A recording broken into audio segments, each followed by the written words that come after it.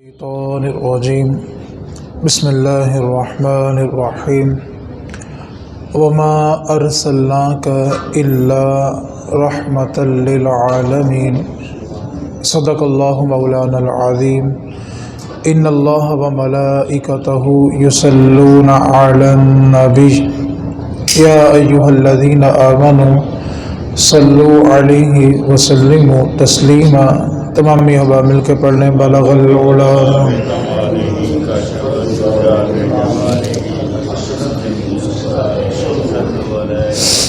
بلغ العلا بکمالہ کشف الدجى بجمالہ حسنت جمیع خصالہ۔ انسان کبھی شرک سے آزاد نہ ہوتا، انسان کبھی شرک سے آزاد نہ ہوتا اگر دہر میں نور نبی آباد نہ ہوتا۔ انسان کبھی شرک سے آزاد نہ ہوتا اگر نور نبی دہر میں آباد نہ ہوتا۔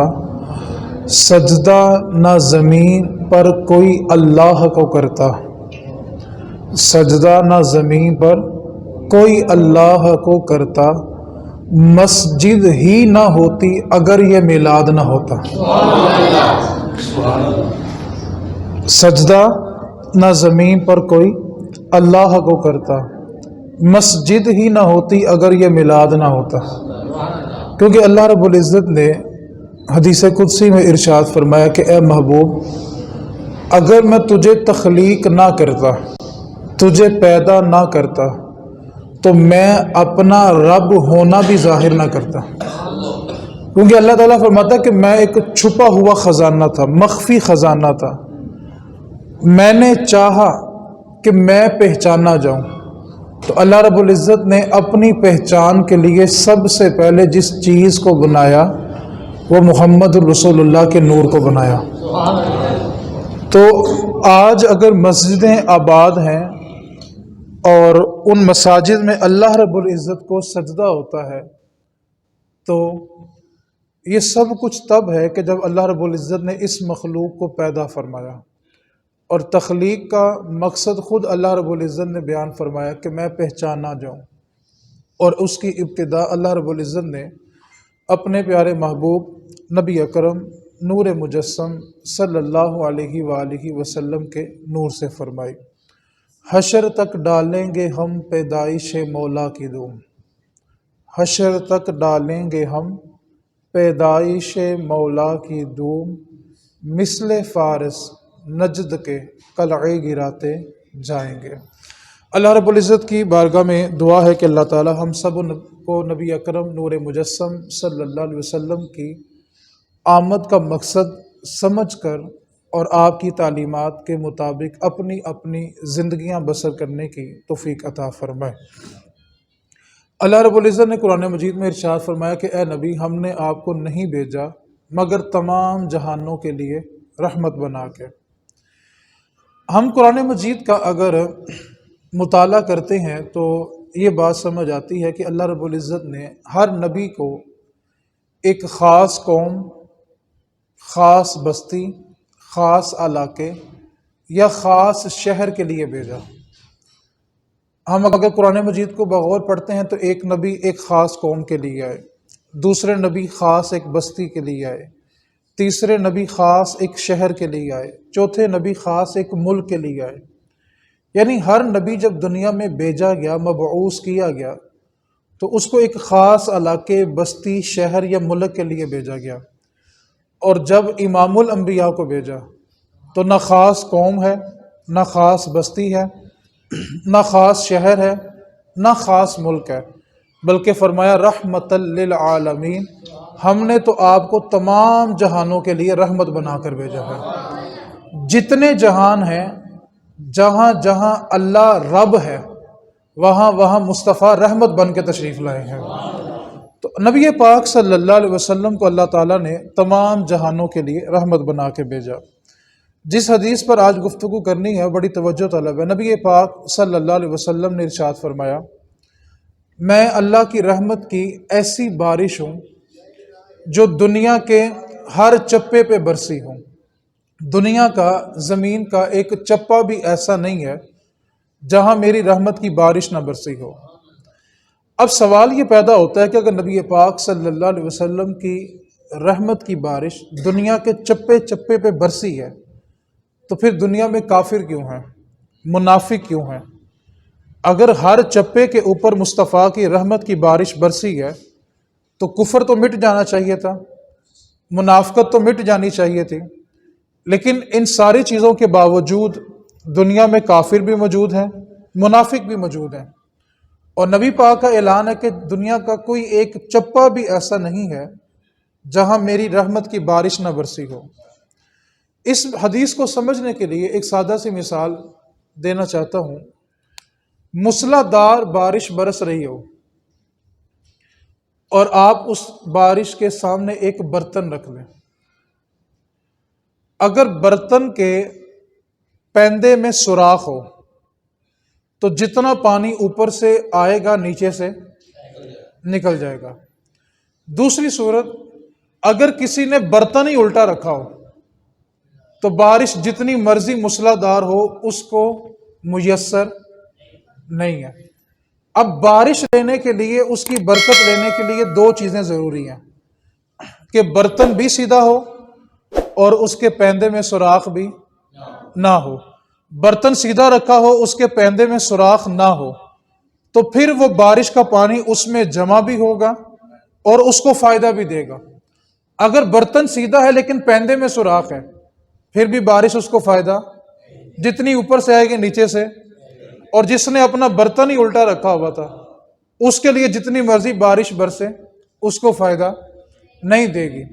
آج دنیا میں کافر اس لیے ہیں کہ جب میرے محبوب کی رحمت کی بارش برس رہی تھی تو کافروں نے اپنے دل کے برتن ہی الٹے رکھے ہوئے تھے، اور منافقوں کے دلوں میں سوراخ تھے، نفاق تھا، منافقت تھی۔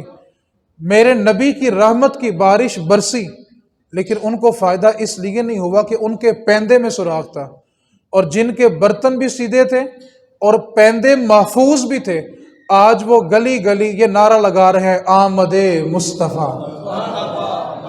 پھر یہ سعادت ان کو نصیب ہوئی کہ برتن بھی سیدھے رکھیں اور ان میں سوراخ بھی نہیں ہونے دیا، پھر وہ جا کے مصطفیٰ کے دیوانے بنے، وہ مسلمان بنے۔ اس واسطے جب تک ہم اپنے اندر کو صاف نہیں کریں گے، ایک بات کو یاد رکھیں، ایک کمرے کے اندر ایک ہی وقت میں یا اندھیرا ہو سکتا ہے یا روشنی ہو سکتی ہے۔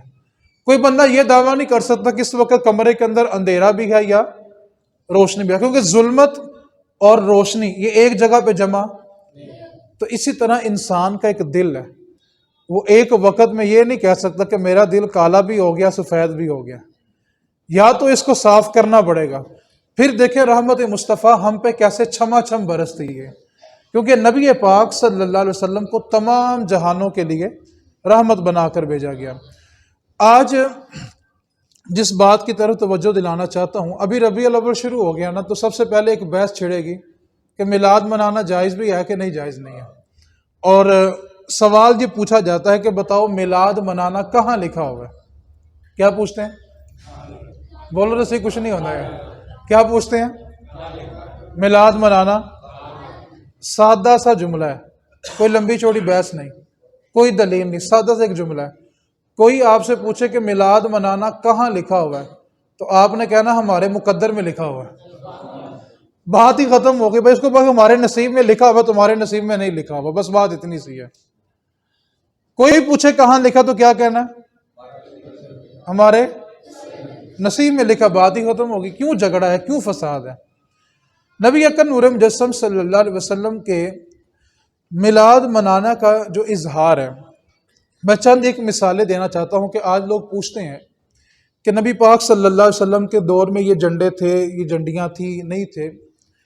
نبی پاک صلی اللہ علیہ وسلم کے زمانے میں جب غزوہ احد ہوا اور صحابہ کرام شہید ہوئے، اس میں حضور کے چچا حضرت امیر حمزہ، جن کو گورنر مدینہ بھی کہا جاتا ہے، آج بھی جو مدینے میں نبی پاک کے روضے پہ حاضری دیتا ہے وہ حضرت امیر حمزہ کے مزار پہ ضرور حاضری دیتا ہے۔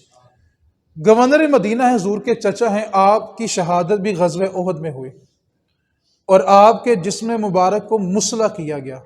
مسلح کہتے ہیں ہونٹ کاٹ دینا، آنکھیں نکال لینا، ناک کو چیر دینا، مسلح کر دینا، چہرے کو بگاڑ دینا۔ اب جس وقت صحابہ کرام شہید ہو گئے، 70 کے قریب روایت بھی ملتی ہے کہ 70 کے قریب صحابہ کرام شہید ہو گئے۔ اب جب صحابہ کرام شہید ہو گئے تو ان کی تدفین کا موقع، ایک روایت میں 14 کا ذکر بھی ملتا ہے، ٹھیک ہے، کہ 14 صحابہ کرام شہید ہو گئے۔ اب کفن کی باری آئی کہ ان کو کفن دینا ہے، تو نبی پاک صلی اللہ علیہ وسلم نے صحابہ کو حکم دیا کہ اپنے گھروں سے کپڑا لے کے آؤ تاکہ صحابہ کو کفن دیا جائے۔ ہم پوچھتے ہیں کہ نبی کے پاک کے دور میں یہ تھا کہ نہیں تھا؟ کچھ مثالیں میں دوں گا، اس کے بعد فیصلہ کرنا ہے کہ ہمارے دور میں جو کچھ ہو رہا ہے کیا وہ سب کچھ نبی پاک کے دور میں تھا؟ اب گھروں سے کفن کا کپڑا منگایا گیا، اور جب صحابہ کرام کو کفن کا کپڑا دیا گیا تو کپڑا اتنا تھا کہ اگر سر ڈانپتے تھے تو پاؤں ننگے ہوتے تھے، اور پاؤں ڈانپتے تھے تو سر ننگے ہوتے تھے۔ جس دور میں صحابہ کے کفن کے لیے کپڑا دستیاب نہیں تھا، اور نبی پاک نے حکم دیا کہ تم ان کے چہروں کو ڈانپ دو اور قدموں کے اوپر گھاس رکھ کے ان کو دفن کر دو۔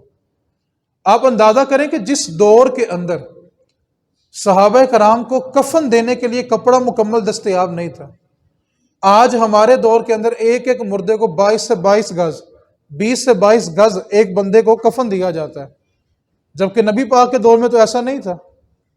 نبی پاک صلی اللہ علیہ وسلم کو خود 3 کپڑوں کے اندر کفن دیا گیا۔ نبی پاک صلی اللہ علیہ وسلم کے دور کے اندر یہ تھا کہ جب آپ کے صحابہ غزوہ کے لیے گئے تو وہاں پہ کھجوریں کم پڑ گئی اور صحابہ 2 دن کے بھوکے تھے۔ اور جانتے صحابہ جنگ کیسے کرتے تھے؟ جن صحابہ کے پاس کھجوریں تھیں وہ اپنی آدھی کھجور دوسرے صحابی کو دیتے، آدھی کھجور وہ کھاتے، پانی پیتے اور اس سے روزہ رکھتے، اور روزہ رکھ کے پھر اللہ کی بارگاہ میں جہاد کرتے۔ اور جن کو کھجوریں دستیاب نہیں تھی نا، وہ صحابہ کرام کھجوروں کی گٹھلیاں چوس کے پانی پیتے، اس سے توانائی حاصل کرتے اور پھر اللہ کی بارگاہ میں جہاد کرتے۔ نبی پاک کے دور میں تو یہ بھی نہیں تھا کہ نبی پاک صلی اللہ علیہ وسلم ایک دن بھی آپ کی زندگی کا ایسا نہیں ہے کہ نبی پاک صلی اللہ علیہ وسلم نے 3 دن پیٹ بھر کے کھانا، 3 ٹائم پیٹ بھر کے کھانا کھایا ہو۔ ایسا تو حضور کی زندگی میں نہیں ملتا۔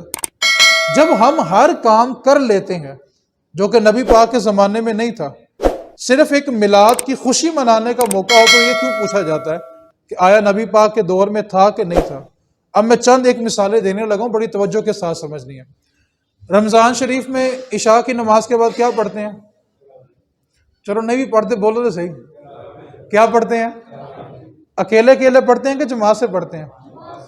نبی پاک صلی اللہ علیہ وسلم نے اپنی پوری حیات کے اندر صرف اور صرف 3 دن تراویح جماعت سے پڑھی ہے، بس۔ اس کے بعد نبی پاک صلی اللہ علیہ وسلم نے ساری زندگی جماعت سے تراویح نہیں پڑھی۔ 8 یا 20 پڑھنی ہے یہ تو بحث ہی بات کی ہے۔ نبی پاک نے ساری زندگی تراویح جماعت سے نہیں پڑھی۔ آج بتائیں دنیا کا ایسا کون سا کونا ہے جہاں مسلمان بستے ہوں اور وہ بغیر جماعت کے تراویح پڑھتے ہوں؟ حالانکہ نبی پاک نے ساری زندگی بغیر جماعت کے پڑھی ہے۔ تو کیا یہ بدعت آج کے دور میں نہیں ہے؟ آج تو ہر مسجد کے اندر جماعت کے ساتھ تراویح پڑھی جاتی ہے۔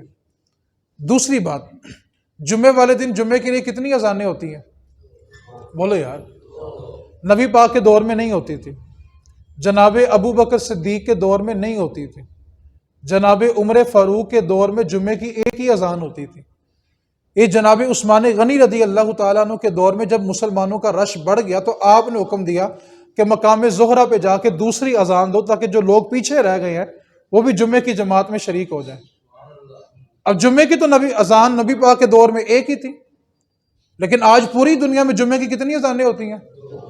تو کیوں ہوتی ہیں؟ نبی پاک کے دور میں تو تھی نہیں۔ نبی پاک کے دور میں تو جمعے کی ایک ہی اذان تھی۔ جناب صدیق مسند خلافت پہ بیٹھے اذان ایک دلوائی، جناب عمر مسند خلافت پہ بیٹھے اذان ایک دلوائی۔ یہ تو کام عثمان غنی رضی اللہ تعالیٰ عنہ نے شروع کیا، نبی پاک کے دور میں تو تھا نہیں۔ تیسری بات، یہ میرے پیچھے کیا ہے؟ بولیں یار، نبی پاک صلی اللہ علیہ وسلم کے دور میں جتنی مسجدیں بنی ہیں کسی مسجد کے اندر محراب نہیں ہوتا تھا۔ جناب ابو بکر، جناب عمر، جناب عثمان، جناب علی حضرت امام حسن حتیٰ کہ امام حسین 61 ہجری میں جا کے شہید ہوئے ہیں. آپ کے دور تک کسی مسجد میں محراب نہیں ہوتا تھا. آج دکھائیں دنیا کی کون سی جس کے اندر محراب نہیں ہے؟ نبی پاک نے تو اپنی زندگی میں مسجد میں محراب بنائی نہیں ہے. چاروں خلفاء جب مسند خلافت پہ بیٹھے آپ نے محراب نہیں بنائے. امام حسین 61 ہجری میں جا کر شہید ہوئے ہیں. آپ نے اپنے دور تک بھی کسی مسجد میں محراب نہیں بنایا.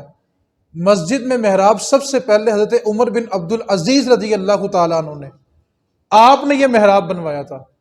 آج تک ہر مسجد میں بنتا ہے، جبکہ نبی پاک کے دور میں نہیں تھا، صحابہ کے دور میں نہیں تھا، لیکن آج ہر مسجد میں. بولے تو صحیح یار. تیسری بات، نبی پاک صلی اللہ علیہ وسلم کی جو مسجد تھی وہ مٹی کی تھی، کچی مسجد تھی. اور نبی پاک صلی اللہ علیہ وسلم نے یہ واضح حدیث میں بیان کیا، وہ قرب قیامت بڑی بڑی مساجد بنائی جائیں گی، عالی شان مساجد بنائی جائیں گی. مساجد تو بڑی ہوں گی لیکن نمازیوں سے خالی ہوں گے. نبی پاک صلی اللہ علیہ وسلم کے دور میں، خلفاء کے دور میں کبھی پکی مسجد نہیں بنائی گئی. آج ہم سب کس پہ نماز پڑھتے ہیں؟ کلین پہ پڑھتے ہیں کہ نہیں پڑھتے؟ نبی پاک نے پڑھی ہے، صحابہ نے. ہم کیوں پڑھتے ہیں؟ کیونکہ یہ وہ چیزیں ہیں جو شریعت کے خلاف نہیں ہیں، شریعت میں منع نہیں ہے. میں ایک سادہ سا ضابطہ دینے لگا ہوں، اگر آپ یہ آج ضابطہ سمجھ لیں گے نا تو آپ زندگی بھر سکون میں رہیں گے. ضابطہ بڑا توجہ طلب ہے. قرآن مجید میں اللہ رب العزت نے ایک جملہ ارشاد فرمایا. اس آیت کو آج آپ اگر سمجھ لیں تو ساری زندگی آپ کو یہ پریشانی نہیں ہوگی کہ کہاں لکھا ہوگا. اللہ رب العزت نے قرآن مجید میں فرمایا کلو من طیبات ما رزقناکم، تم کھاؤ وہ پاکیزہ رزق جو ہم نے تمہیں عطا کیا. کیا کیا؟ تم کھاؤ وہ پاکیزہ رزق جو ہم نے تمہیں عطا کیا. کیا جملہ بولا؟ پھر بولیں، بولو یار. تم کھاؤ وہ پاکیزہ رزق جو ہم نے تمہیں کیا کھانا ہے؟ پاکیزہ رزق. پاکیزہ، یہ جملہ ذہن میں رکھیں گے تو ساری مثال سمجھ آئے گی. حکم کیا کہ پاکیزہ رزق کھاؤ جو ہم نے تمہیں. اب یہ بات مکمل ہوگی کہ اللہ فرما رہا ہے کہ جو میں نے تمہیں پاکیزہ رزق دیا تم اس کو کھاؤ. اب مجھے آپ سے ایک سوال پوچھنا ہے، آلو کھانا جائز ہے کہ ناجائز ہے؟ بولے یار. قرآن میں نہیں ہے، حدیث میں نہیں ہے، فقہ کی کتابوں میں نہیں ہے، کیسے جائز ہے؟ بھنڈی کھانی جائز ہے؟ بولے نا یار، بات سمجھ آئے گی. بھنڈی کھانی کیا ہے؟ قرآن میں ذکر نہیں ہے، حدیث میں نہیں ہے، کتابوں میں نہیں ہے. پیاز کھانے کا ذکر ہے، ٹھیک ہے. چلیں اس کے بعد ہم سبزیوں میں جاتے ہیں. شلجم کھانا جائز ہے؟ جائز ہے کہ نہیں؟ قرآن میں تو ذکر ہی نہیں ہے، حدیث میں تو ذکر ہی نہیں ہے. پالک کھانا، میتھی کھانا، گوبھی کھانا، ان میں سے کسی کا ذکر بھی قرآن میں نہیں ہے. تو یہ جائز کیسا ہوا؟ بات سمجھ آئی کہ نہیں ہے؟ یہ ساری چیزیں کھانا کیا ہے، لیکن قرآن میں حدیث میں ان کا ذکر کوئی دکھا کے لائے ہوئے نکال کے بھنڈی کھانا کہاں جائز لکھا ہوا ہے؟ پورے قرآن میں پوری حدیث میں اس کا کہیں تذکرہ نہیں ہے. کیونکہ دین اسلام کا اصول یہ ہوتا ہے کہ اللہ رب العزت نے اور اس کے نبی نے جن چیزوں کو حرام کیا بس وہی حرام ہے، باقی ساری حلال ہیں. اصول یہ ہوتا ہے. دلیل ہمیشہ ناجائز ہونے کی ہوتی ہے، جائز ہونے کی نہیں ہوتی. جائز ہونے کی ہوتی ہے تو بتاؤ آلو حلال سمجھ کے کھاتے ہو، کون سی دلیل ہے؟ جتنی سبزیاں ہم کھاتے ہیں ہمارے پاس کون سی دلیل ہے کہ یہ حلال ہے؟ ایک ہی دلیل ہے کہ اللہ نے فرمایا جو پاکیزہ رزق دے دیے ان کو کھا لو. تو حرام کون سی ہوئی؟ حرمت علیکم المیتۃ والدم ولحم الخنزیر. اللہ نے جن چیزوں کو حرام کیا اس کا خود بیان کیا کہ جو مردار جانور ہے وہ نہیں کھانا، خنزیر کا گوشت نہیں کھانا، شراب نہیں پینی. جو حرام تھی وہ اللہ نے خود بیان کیا کہ یہ چیزیں حرام ہیں. اس کے علاوہ کیا فرمایا؟ من طیبات ما رزقناکم، جو کچھ بھی پاکیزہ وہ سارے کا سارے کھا لو. اگر آپ کے پاس چلے میں بات کو تھوڑا اور آسان کر دیتا ہوں. ابھی گرمی کا موسم گزرا ہے نا، تو جامع شیری سارے پیتے ہیں. میں باتیں آسان اس لیے کروں گا کہ بچوں کو بھی یاد ہو. شربت سارے پیتے ہیں، قرآن میں تو کوئی ذکر نہیں. حدیث میں صرف ایک شربت کا ذکر ہے، دو کا مل جاتا ہے، ایک شہد کا ہے ایک بادام کا ہے. اس کے علاوہ جتنے شربت پیے جاتے ہیں حلال ہیں کہ حرام ہیں؟ چلیں جی بات کو تھوڑا اور صاحب فروٹ کی طرح تھوڑی مہنگی بات کر لیں ذرا، ٹھیک ہے؟ سیب کھانا کیا ہے جی؟ آم کھانا، انگور کھانا، کہیں ذکر ملتا ہے؟ چیک کر لے، کسی سے پوچھنے جا کے بھائی یہ جتنی بھی سبزی ہیں، میں نے صرف چند کے نام بولے، جتنی بھی سبزیوں سے پوچھیں بھائی یہ حلال ہو، کہیں گا حلال ہے، کوئی دلیل دو، کوئی دلیل نہیں ہے۔ ایک ہی دلیل ہے کہ اللہ نے فرمایا کہ تم پاکیزہ چیزوں کو کھاؤ۔ تو اب ایک ایک چیز کا ذکر قرآن اور حدیث میں نہیں ملتا، قرآن میں اور حدیث میں صرف قوانین اور اصول ملتے ہیں کہ آپ نے زندگی ان اصولوں کے مطابق گزارنی ہے۔ چلے میں بات کو آسان کر دیتا ہوں، اور آسان کر دیتا ہوں، پینٹ شرٹ پہننا جائز ہے کہ ناجائز ہے؟ بولو یار، جائز ہے۔ نبی پاک کے دور میں تھی، صحابہ کے دور میں، تو پھر اب ناجائز ہونی چاہیے کہ نہیں ہونی چاہیے؟ لیکن ہے، کیوں بولا؟ اللہ نے یا اس کے نبی نے اس کے ناجائز ہونے کا حکم ہی نہیں دیا۔ تو بھائی جب چیزوں کے ناجائز ہونے کا حکم ہو تو تبھی وہ ناجائز ہوتی ہیں۔ اسی طرح پورا قرآن، پوری احادیث کو اٹھا کے دیکھ لو، ایک جگہ بھی یہ تذکرہ نہیں ملے گا کہ میلاد کرنا ناجائز ہے، کیونکہ دلیل ہمیشہ ناجائز ہونے کی ہوتی ہے، جائز ہونے کی نہیں ہوتی۔ جیسے مثال کے طور پہ آدم علیہ السلام کی شریعت کے اندر سگی بہن سے نکاح کرنا جائز تھا؟ آپ نے اپنے بیٹے کا نکاح اپنی بیٹی سے کیا، دوسرے حمل سے بیٹا بیٹی ہوئے تو ان کے نکاح پہلے حمل کے بیٹا بیٹی سے کر دیا۔ لیکن حرام کب ہوئے؟ جب حرام ہونے کا حکم آیا۔ عیسیٰ علیہ السلام تک اور نبی پاک صلی اللہ علیہ وسلم کی ابتدائی زندگی تک شراب پینا حلال تھی، لیکن جب حکم آ گیا تو وہ حرام ہو گئی۔ تو کوئی بھی چیز ناجائز تب ہوتی ہے جب وہ اللہ اور اس کے رسول کی طرف سے ناجائز ہو، اور اگر کوئی چیز اللہ اور اس کے رسول نے ناجائز نہ کی ہو اور بندہ ناجائز کہے تو وہ شریعت کے منہ میں ہاتھ ڈال رہا ہے، وہ شریعت میں اضافہ کر رہا ہے۔ اضافہ ہم نہیں کر رہے، اضافہ اس کی طرف سے ہو رہا ہے جو اس کو ناجائز کہہ رہا ہے، کیونکہ اللہ رسول نے ناجائز کہا ہی نہیں ہے۔ کیونکہ ضابطہ یہ ہے کہ جو چیز ناجائز ہوتی ہے، حرام ہوتی ہے، اس کا قانون اللہ یا اس کے رسول کی طرف سے آتا ہے۔ چلے میں بات کو اور آسان کر لیتا ہوں، شادی کے موقع پہ گھر میں لائٹیں لگانا جائز ہے؟ جائز ہے کہ نہیں ہے؟ ذرا بچہ بولنے لگتا ہے گھر دے نہیں لاندے، جائز ہے کہ نہیں ہے؟ جائز ہے، نبی پاک کے دور میں تھی، تو پھر آج کیوں لگائی جاتی ہیں؟ تو بھائی کوئی بھی چیز جب ناجائز ہوتی ہے، حرام ہوتی ہے، تو اس کا قانون دینے والا کون ہے؟ اللہ یا اس کا؟ جب ان کی طرف سے ہو تو وہ ناجائز، اس کے علاوہ کوئی کرے تو وہ ناجائز نہیں ہوگی۔ چلے میں بات کو سمیٹنے کی طرف آتا ہوں۔ ہمارے بیٹے کی یا بیٹی کی شادی ہو تو گھر کو سجاتے ہیں کہ نہیں سجاتے؟ کیوں؟ اچھا، اپنے بیٹے کی خوشی ہے تو جس کے صدقے کائنات بنی ہے اس کے آنے کی کوئی خوشی نہیں ہے۔ اس لیے یہ سادہ سا اصول ہے، زندگی میں کوئی پوچھے کہ میلاد منانا کہاں لکھا ہے تو آپ نے کہنا ہمارے مقدر میں لکھا ہوگا۔ جملہ ہی سادہ سا ہے، لمبی چوڑی بحث میں نہیں جائیں، فساد نہیں کریں، کیونکہ ربیع الاول جو ہے نا، ربیع الاول یہ لڑنے کا، جھگڑنے کا، فساد کا مہینہ نہیں ہے، یہ تو گلی گلی خوشی کرنے کا مہینہ ہے۔ کوئی کہے تو کہنا بس حضور آ گئے۔ میں انشاءاللہ ابھی آپ کو بتاتا ہوں کہ نبی پاک صلی اللہ علیہ وسلم اللہ کی کتنی بڑی رحمت ہے ہمارے اوپر۔ آج باپ صبح سے لے کے شام تک مزدوری کرتا ہے، بولے یار کرتا ہے کہ نہیں کرتا؟ کبھی کبھی آور ٹائم کیوں لگاتا ہے؟ آپ سب مرد ہیں، میری بات کو جلدی سمجھ جائیں گے۔ اگر بندے کے اوپر صرف اپنی ذات کی ذمہ داری ہو تو وہ 2 وقت کی روٹی دربار سے بھی کھا لے۔ وہ اتنی مشقت ہے، مالک کی گالیاں کس کے لیے سنتا ہے؟ اولاد کے لیے۔ یہ وہی اولاد تھی کہ جب پیدا ہوئی تو سگا باپ جا کے کنویں میں پھینک آتا تھا۔ آج اس باپ کے دل میں اتنی شفقت کس نے ڈالی کہ کمر جھک رہی ہوتی ہے پھر بھی ریڑھی لگا کے کھڑا ہوتا ہے۔ سردی کی ٹھر ٹھراتی راتیں ہوتی ہیں، وہ ٹھنڈی ہواؤں میں پھر بھی ریڑھی لگا کے کھڑا ہوتا ہے۔ آخر اس کے دل کے اندر اتنی شفقت کس نے ڈالی؟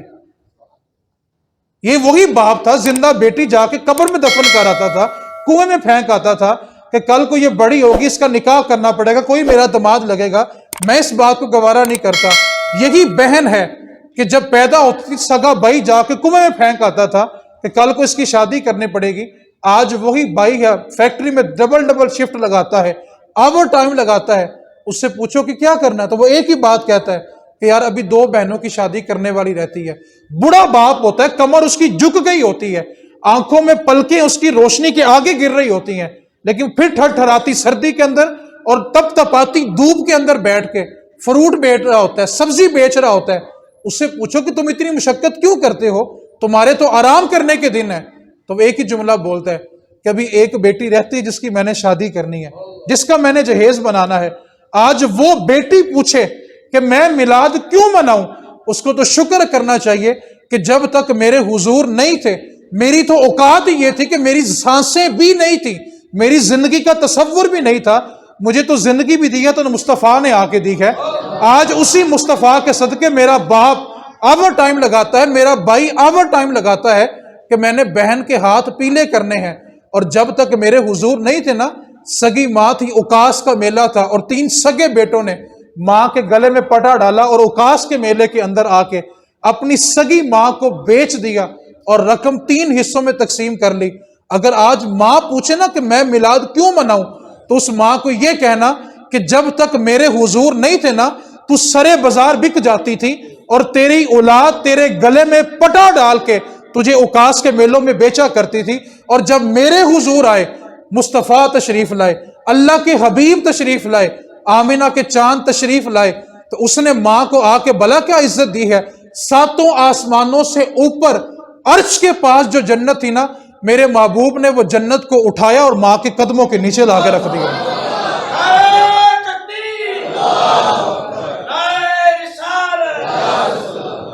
پھر ماں پوچھے کہ میلاد منانا کہاں لکھا ہوا ہے؟ ماں تو سرے بازار بک جاتی تھی، بہن تو زندہ درگور ہوتی تھی، بیٹی زندہ درگور ہوتی تھی، اور مردوں کی یہ حالت تھی کہ یہ جب غلام ہوتے تھے اور ان کے مالک ان کے آقا اتنے سخت ہوتے تھے کہ اگر غلام بغیر پوچھے دھوپ سے اونٹ کھول کے چھاؤں میں باندھ دیتا تو مالک پھر بھی مارتا کہ تو نے مجھ سے پوچھا کیوں نہیں، اور اونٹ تو نے بنا اجازت کھول کے چھاؤں میں باندھے کیوں؟ تو غلام یہ کہتا کہ اونٹ کو دھوپ لگ رہی تھی، وہ مشقت میں تھے، تکلیف میں تھے، تو مالک پھر مارتا تھا کہ تم نے مجھ سے کیوں نہیں پوچھا۔ اور اگر غلام اونٹ نہ کھولتا اور نہ باندھتا پھر بھی مالک اس کو مارا کرتا تھا کہ تجھے نظر نہیں آتا کہ اونٹ دھوپ میں کھڑے ہیں؟ غلام کھول لے تب بھی مار تھی، نہ کھول لے تب بھی مار تھی۔ یہ وہ دور تھا کہ جب غلاموں کے اوپر اتنا تشدد ہوتا تھا، اور بلال حبشی کو تپتی ریت کے اوپر لٹا کے صرف ایک جملہ کہا جاتا تھا کہ تو بس ایک بار کہہ دے کہ تو نے اس محمد کا کلمہ چھوڑ دیا ہے۔ تو بلال حبشی تپتی ریت کے اوپر ظلم و ستم برداشت کرنے کے بعد ایک ہی جملہ کہتے تھے کہ بلال کی جان جاتی ہے تو چلی جائے، لیکن مدینے والے رسول سے بے وفائی کسی صورت میں نہیں ہو سکتی۔ بھائی غلاموں کو آج عزت کس نے دی؟ آج انسان کو غلامی سے آزاد کس نے کیا؟ تو ایک ہی بات ہے، انسان کبھی شرک سے آزاد نہ ہوتا، دہر میں اگر نور نبی آباد نہ ہوتا، سجدہ نہ زمین پہ کوئی کرتا اللہ کو، یہ مسجد ہی نہ ہوتی اگر میلاد نہ ہوتا۔ آج انسان کو شرک سے، غلامی سے آزاد کرنے والی ذات محمد رسول اللہ صلی اللہ علیہ وسلم کی ذات ہے، اور آج لوگ انہی کے بارے شک میں پڑ گئے کہ میلاد منانا ہے کہ نہیں منانا۔ او بھائی ہمیں تو آزادی دی ہمارے مصطفیٰ نے، جتنے ہمارے جسم پہ بال ہے نا اس سے بڑھ کر ہم پہ حضور کے احسانات ہیں۔ آپ کبھی تاریخ پڑھ کے دیکھیں انسان کتنی جہالت میں گرا ہوا تھا۔ انسان کی جہالت کی انتہا بھلا کیا تھی؟ جب یہ سفر پہ نکلتے تھے نا تو گندم پیس لیتے تھے، آٹا بنا لیتے تھے، اور آٹے کے نا گوندھ کے بت بنا لیتے تھے، اور رستے میں جہاں قیام کرتے تھے نا وہیں پہ بت کو نکالتے تھے جو آٹے کا بنا ہوتا تھا، اس کی پوجا کرتے تھے، اور جب باقی سارا آٹا ختم ہو جاتا، خالی بت بن جاتا، تو اگلی جگہ جہاں قیام ہوتا تھا اپنے بت کو گوندھ کے اس کی روٹی کھایا کرتے تھے۔ ایسی قومیں گزری ہیں جنہوں نے سانپ کی پوجا بھی کی ہے، بندر کی پوجا بھی کی ہے، جانوروں تک کی عبادت کی گئی۔ اس کی مثالیں آج ہندوستان میں موجود ہیں۔ آج اگر ہمارے اندر ایمان موجود ہے تو کس کے صدقے ہے؟ میں آپ کو بات اور آسان کر، اللہ تعالیٰ کے نا 12 نبی ایسے گزرے ہیں، 12 پھر بولے وہ دعا بلا کہ مانگتے تھے اللہ ہم ہیں نبی لیکن تمنا یہ ہے کہ تیرے محبوب کے امتی ہوتے. کون دعا مانگ رہے ہیں؟ اور ہمیں یہ شرف بن مانگے ملا ہے. ہم جب پیدا ہوئے تو ہمیں کیا خوشخبری ملی کہ تم حضور کی امتی بن کے آئے. نبی دعائیں مانگتے رہے. نبی کون کیا کرتے رہے؟ دعائیں مانگتے رہے. موسیٰ علیہ السلام نے 12 بار اللہ سے دعا مانگی اللہ کاش میں تیرے محبوب کا امتی ہوتا. اللہ نے تو ہمیں اتنا بڑا شرف بن مانگے دے دیا اور ہم پھر اسی نبی کا ذکر کرنے کے لیے دلیلیں مانگتے ہیں. اس بندے کی اس سے بڑی بد نصیبی اور کوئی نہیں ہو سکتی جس کو محبوب کا ذکر کرنے کے لیے بھی دلیل چاہیے ہو. یہ کیسا پیار ہے کہ محبوب کا ذکر بھی کرنا تو دلیل مانگ کے کرنا ہے. تو بات میں کہہ رہا تھا کہ شادی والے گھر میں لائٹیں لگانا جائز ہے کہ نہیں ہے؟ بولو تو صحیح یار. اچھا بیٹے کی خوشی ہو تو اور نبی پاک کی ہو تو پھر پریشانی ہونی چاہیے کہ نہیں ہونی چاہیے؟ تو میں ایسے لوگوں کے بارے میں بس ایک ہی جملہ کہا کرتا ہوں. جب ربیع النور آتا ہے تو یہ لائٹوں کو کہتے تھے مرچیں. اب تو وہ آگی نا LED لائٹیں. پہلے کیا ہوتی تھی؟ مرچیں. کیا کہتے تھے اس کو؟ تو میں کہتا ہوں لگاتے ہم چھت پہ ہیں لگ پتہ نہیں کہاں کہاں جاتی ہیں. بھائی چھت پہ لگائیے چھت تک رہنے دو اس کو. کس چیز کی پریشانی ہے؟ ٹھیک ہے. تو آخر میں جو میں بات آپ سے کرنا چاہتا ہوں ایک بات کو یاد رکھیں ہر شخص اپنے گھر میں میلاد ضرور کرے.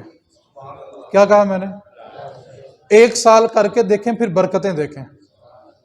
اب جب میلاد کا نام آتا ہے نا سب سے پہلے بندہ جیب میں ہاتھ لاندہ ہے. مولویاں دے پیسے کتوں ہوں گے؟ ٹھیک ہے. دیکھ دے پیسے کتوں ہوں گے؟ پہلی پریشانی تو یہ ہوگی نا. پھر مولویوں کے ترلے کرنے پڑتے ہیں ٹائم لینا پڑتا ہے. ایک بات کو ساری زندگی کے لیے پلے باندھ لیں کوئی عالم کوئی مفتی کوئی پیر کوئی صوفی حتیٰ کہ غوث الاعظم بھی میرے نبی کا میلاد ان میں سے کسی کا محتاج نہیں ہے. کیا کہا میں نے؟ میرے نبی کا میلاد ان میں سے کسی کا محتاج. یہ سارے کے سارے میرے نبی کے میلاد کے محتاج ہیں. کیوں بولا؟ میلاد ہوگا یہ ذکر کریں گے تو ان کو عزت ملے گی نا. میرے نبی کا میلاد کسی کا محتاج نہیں ہے. یہ ہم نے اپنے ذہن میں بٹھا لیا کہ 50 کے ہزار ہو تو پھر محفل ہوتی ہے. محفل میلاد بولا کسے کہتے ہیں؟ ایک بات کو زندگی کے لیے پلے باندھ لیں پلے باندھ لیں. ایک بندہ 50 سال بھی میلاد کروائے اور اندر سے صفائی نہیں ہے نا میلاد کا ثواب اس کو مل جائے گا لیکن بات اس کی ڈائریکٹ نہیں بننی. اور ایک بندہ اپنے گھر میں بیٹھ کے عقیدت کے ساتھ درود پاک پڑھے ہو سکتا ہے رات کو سوئے تو مدینے والے رسول تشریف لے گا. کیونکہ میرے نبی پاک بڑی محفل یا چھوٹی محفل کے محتاج نہیں ہے پابند نہیں ہے. بہت بڑی بڑی محفلیں ہوتی ہیں لیکن جیسے لوگ آتے ہیں ویسے ہی اٹھ کے فرق پڑتا. ساری رات بیٹھے رہتے ہیں لیکن اندر کی صفائی ہوتی.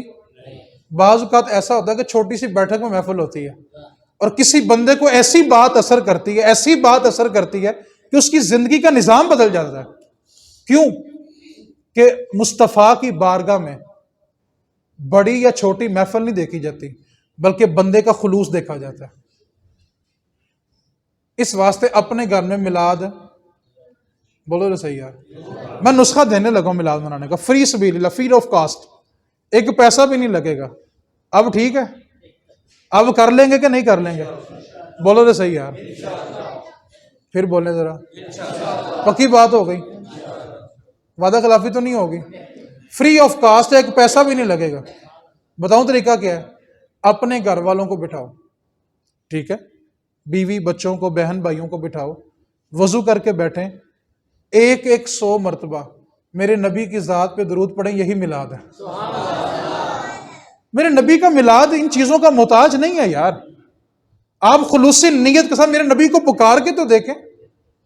آج ہم فیس بک کے اوپر دیکھتے ہیں جی ماشاءاللہ بڑی اچھی حاضری ہوئی فلاں محفل میں گئے فلاں ناز خان کی بڑی اچھی حاضری ہوئی. کوئی نقیب کہتا ہے بڑی اچھی حاضری ہوئی. ایک بات کو ساری زندگی کے لیے پلے باندھ لیں جس کی حاضری ہو وہ کسی کو بتاتا ہی نہیں ہے کہ میری حاضری ہوئی ہے. یہ تو بات ہی راز و نیاز کی ہوتی ہے. آج کل تو لوگوں نے بورڈ لگا دیے ہوئے ہیں آئیں آپ کو زیارت کرواتے ہیں آئیں آپ کو زیارت کرواتے ہیں. میرے نبی پاک تیرے پابند ہیں کہ جب تو کہے گا تب زیارت کروائیں گے؟ احمد رضا جیسے بزرگ مدینے جا کے منتیں کرتے رہے، یا رسول اللہ ایک بار سامنے تو تشریف لائے۔ آج لوگوں نے سائن بورڈ لگا دیا، آئیں آپ کو زیارت کرواتے ہیں، آئیں آپ کو زیارت کرواتے ہیں۔ میرے نبی پاک ان کے پابند نہیں کہ جب یہ کہیں گے تب زیارت ہوگی۔ میرے نبی پاک جب کرم فرما دیں تبھی زیارت ہوتی ہے۔ بہت اچھی حاضری ہوئی جی، بہت اچھی حاضری ہوئی۔ میں بتاتا ہوں حاضری کن لوگوں کی ہوتی ہے۔ جتنی مشقت ہم عوام کو سنانے کے لیے کرتے ہیں نا، اس سے آدھی بھی اگر ہم نے اپنے نبی کو نہ سنائی ہوتی نا، اپنے نبی کو بیان سنایا ہوتا، تو زندگی میں کبھی کسی کو سنانے کے محتاج نہ رہتے ہم لوگ۔ اس کی میں ایک سادہ سی مثال دیتا ہوں۔ نعت خان یا عالم یا جو بھی ہے کہتا ہے کہ وہ سبحان اللہ، تو سارے کیا کہتے ہیں؟ تاڑے سبحان اللہ تو بھی سبحان اللہ، سارے کیا کہتے ہیں؟ اچھا اب آگے سے وہ کیا کہتا ہے؟ مجھے مزہ نہیں آیا، تھوڑا اونچی کہو، تو کیا کہتے ہیں؟ لفظ کیا بولتے ہیں؟ مجھے مزہ تھوڑا۔ اب جب بندہ دوسری مرتبہ اس بندے کو راضی کرنے کے لیے سبحان اللہ کہے گا تو بتائیں اللہ تعالیٰ راضی ہو جائے گا؟ آپ نے تو بندے کو راضی کرنے کے لیے سبحان اللہ کہا ہے۔